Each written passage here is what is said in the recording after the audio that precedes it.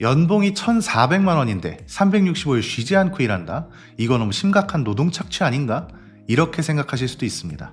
사람한테 이렇게 하면 당연히 문제가 되죠. 그런데 이건 이미 뉴스로도 많이 보셨겠지만 현대차가 아틀라스를 실제로 공장에 투입하면 연봉과 근무 시간이 이렇다는 겁니다. 이렇게 되면 얘기가 달라지죠. 예상대로 이런 내용에 대해서도 현대차 노조가 반발에 나섰는데, 일단 안PD가 내보내드렸던 영상에서는 현대차 노조가 이 사안으로 왜 비판해봤는지 충분히 설명해드렸다고 보거든요. 오늘은 그보다 더 심층적인 이야기를 해보려 합니다. 아틀라스의 연봉이라 볼 수 있는 연간 유지비가 공개됐고 근무 가능 시간도 공개가 된 거잖아요. 이게 사실 현대차 노조의 대응 이슈 때문에 묻힌 감이 있어서 그렇지 현대차 노조가 아닌 사람들도 고민해봐야 할 문제인 건 맞습니다. 그래서 실제로 이런 로보타가 현대차 노조가 주장하는 고용 충돌로 이어지는 건지, 우리 일자리는 그렇다면 어떻게 되는 건지, 이런 이야기들도 종합적으로 해보려 합니다. 여러분, 나랄 서정한 지원금 놓치고 계시지 않으세요? 신용카드부터 약정 끝난 인터넷, 정수기, 휴대폰 가만히 놔두면 최대 128만원 손해입니다. 전화 한 통으로 설치당해 입금되는 아정당. 배우 원빈님이 15년 만에 선택한 이유가 있는 거죠. 365일 24시간 전화, 카톡, 무료 상담까지 전국 가입자 수 1위답게 다른 곳보다 혜택이 적다면 차액의 120% 보상. 이사 청소도 유명한 홈서비스 전문기업 아정당. 본사에서 100% 보장하는 본사 책임제로 이사 당일 불만족 시 전액 환불, 보장 이사도 가능해요. 인터넷, 정수기, 휴대폰, 이사 청소, 카드까지. 정당하게 받자 아정당. 참고로 이 코너 이름이 질문입니다. 그래서 이 코너 영상은 항상 간결한 질문으로 마무리할 거고요. 이 질문은 영상 전체를 관통하기도 하니까 전반적인 내용을 잘 들어주셨으면 좋겠습니다. 바로 본론으로 들어가 보겠습니다. 아틀라스 연봉이 대체 얼마길래 이러는 거냐? 이건 표로 한번 정리해봤는데요. 언론 보도를 종합해보면 생산직은 평균 연봉이 1억 원 내외, 24시간을 운영한다고 가정하면 3교대로 진행을 해야 합니다. 단순 계산하면 24시간을 일하게 되면 3명이 필요하니까 연 3억 원이 드는 셈이다. 언론에선 이렇게 해석하고 있고요. 그럼 아틀라스를 도입하면 어떻게 되냐? 대당 가격이 우선 2억 원 내외, 이렇게 되면 초기 비용은 비교적 높다고 봐야겠죠. 그런데 이걸 한 번 도입해서 유지를 계속한다? 그럼 연간 유지비가 1,400만 원 정도라고 하고요. 24시간 쉬지 않고 일한다는 점도 차이가 좀 있는 거죠. 이게 로봇과 사람을 직접 비교한다는 것 자체가 어떻게 보면 좀 잔인한 일일 수도 있는데, 비교 대상이 현대차 노조이기 때문에 여론이 조금 다르게 흘러가고 있다, 이렇게 보거든요. 여기서 이제 궁금할 수 있는 게, 아직 국내 도입 얘기는 없는데 대체 왜 그러는 거냐? 이건 크게 세 단락으로 나눠서 보면 쉽습니다. 첫 번째는 노조가 구체적으로 어떤 걸 반대하고 있는 거냐, 이런 건데요. 이건 무슨 말이냐면, 안PD 영상에서는 노조가 강경하게 반대한다는 소식을 전해드리면서 현상에 대해서 설명해드렸던 거고요. 이 안에 구체적인 내용은 어떤 게 있는 거냐, 이게 좀 중요합니다. 순서대로 보면 가장 큰 틀은 이겁니다. 고용 충격과 인력 감축 우려가 있다는 건데, 노조에서는 이걸 어떻게 이야기하냐? 고용 충격을 가져올 수 있다. 그리고 로봇으로 인력을 줄여 이익을 늘리려 한다. 이런 취지로 사측을 비판하고 있고요. 그리고 이 로봇 도입의 의도를 어떻게 규정하고 있냐? 인건비 절감을 위한 AI 로봇 투입이 가시화되고 있다, 이렇게 표현하고 있습니다. 이걸 장기 이익 극대화의 명분으로 본다, 이렇게 밝혔습니다. 이 대목에서 잠깐 끊었다 가보면, 기업이 인건비 절감을 하는 게 옳지 못한 일인가? 장기 이익을 극대화하는 기업이 장기 이익을 최소화하는 기업보다 악한가? 이런 질문을 할 수 있다고 보고요. 여기에 이제 숫자 관련 내용도 추가가 됐습니다. 앞에서 보여드린 평균 연봉 1억 원을 가정하고 24시간 가동 시 3명이 필요하다는 걸 가지고, 그리고 로봇은 초기 구입비 이후에 유지비만 든다는 비교, 이걸 노조도 소식지에서 언급하고 있다고 합니다. 그리고 해외 물량 이전과 신기술 도입을 묶어서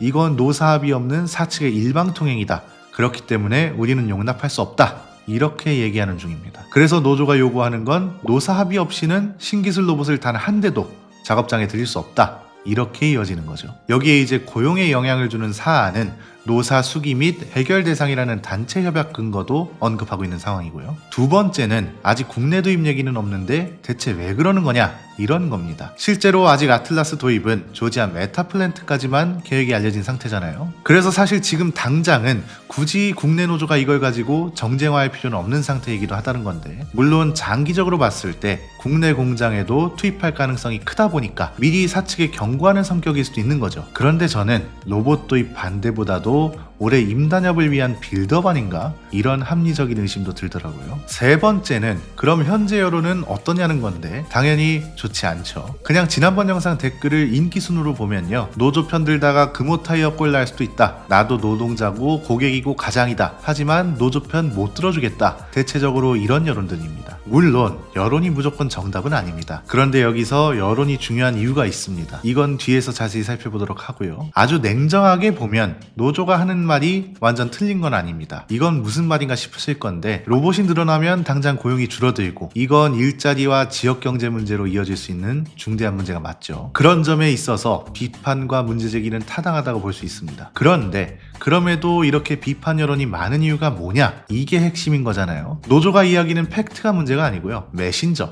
그러니까 노조의 신뢰 문제인 겁니다. 이걸 가끔 야야 사람들이 잘 몰라. 우리 내부 사정이 다 있는 건데 그런 건 모르고 비난하기만 바쁘다니까 이렇게 말하는 사람들도 있거든요. 그런데 이건 아니라고 봅니다. 우리 호모사피엔스들은 정보의 바다에 살고 있잖아요. 유튜브가 거의 생활 필수 플랫폼이 됐습니다. 설령 언론이 100% 편파적인 보도만 한다고 가정해도 편파적이지 않은 정보를 누구나 유튜브에서 찾아볼 수 있는 시대가 됐습니다. 이 플랫폼 영향이 막강하다는 걸 알기 때문에 레가시 미디어들도 유튜브 플랫폼에 진출한 지 오래입니다. 즉 팩트를 얘기해도 비판받을 정도로 설득을 얻어내기 힘든 지경에 이르렀다는 거죠. 이게 최근에 저희가 계속 여론을 중요하다고 하는 이유와도 연결되는 겁니다. 자, 제3자인 대중들도 정보가 워낙 많아서 각자가 알아서 판단할 수 있는 조건이 만들어졌죠. 그러니까 여론을 등에 업고 있으면 기업이든 정부든 함부로 하지 못한다는 겁니다. 요즘 들어서 정치인들이 여론을 그렇게 신경 쓰는 이유도 이것 때문인데 단적인 예로 여론이 원하는 바를 각자가 충족하느냐 이걸 보면 또 쉬워지죠. 아틀라스한테 기대하는 건 뭔가요? 임단협 없이 더 좋은 품질의 자동차를 빠르게 생산할 수 있냐는 건데 이건 충족하죠. 그럼 현대차 노조한테 기대하는 건 비슷합니다. 임단협이 있더라도 매년은 좀 그렇고 더 좋은 품질의 자동차를 빠르게 생산할 수 있냐 이걸 충족하냐고 질문하면 어떤 대답이 나올까요? 이제 우리가 얘기해야 할 건 로봇이 대거 도입되면 우리 일자리는 대체 어떻게 되느냐 이게 사실상 노조가 진짜 이야기해야 하는 주제인 겁니다. 역사적으로 보면 대규모 자동화 그리고 로봇화가 된다고 해서 인류의 일자리가 모두 사라지지는 않았습니다. 대체적으로 오히려 산업 규모가 늘어나면서 일자리는 더 늘어났고 노동의 강도나 위험도는 비교적 낮아졌습니다. 유명한 사건들이 있잖아요. 러다이트 운동 이후에 단기적으로 보면 노동자들 간의 갈등과 억압이 커졌지만 장기적으로는 생산과 산업 규모가 커지면서 오히려 기계를 다루거나 유지보수하고 설계하거나 관리하는 새로운 역할이 커졌습니다. 컨테이너화는 물류 혁명을 가져왔죠. 항만의 위험한 노동은 줄어들고 동시에 물류 시스템 산업 자체가 커지면서 항만이라는 산업이 사람의 손보다 시스템이 중요한 산업이 됐습니다. 이렇게 되면서 철도, 트럭, 창고 유지관리, 통관 업무 이런 운송 생태계 자체가 커지기도 했습니다. 사무 업무가 자동화되고 컴퓨터가 도입된 것도 마찬가지입니다. 물론 사라진 직업도 있죠. 그런데 장기적으로 보면 컴퓨터 관련 직업들도 새로 생겼잖아요. 즉 현대차 노조가 지금 해야 할 건 무조건 반대가 아니라 소멸을 방지하기 위한 요구와 제안을 해야 한다는 겁니다. 예를 들면 정부와 기업에 이렇게 이야기하는 거죠. 로봇을 도입한다? 전 세계적인 추세이기 때문에 우리도 알겠다. 그런데 결국 경제가 돌고 나라가 먹고 살려면 사람의 일자리도 분명 필요하고 역사적으로 봐도 새로운 일자리를 어떻게 창출하느냐에 따라 그 산업을 우리나라가 선도할 수 있냐 없냐를 결정짓는다. 즉 정부와 기업은 로봇 도입에 따른 새로운 일자리 창출과 교육을 약속하라. 그럼 우리도 도입에 반대하지 않겠지만 이런 필수 과정 없이 무작정 로봇을 도입해버린다면 우리는 후대를 위해서라도 투쟁할 수밖에 없다. 이런 거죠.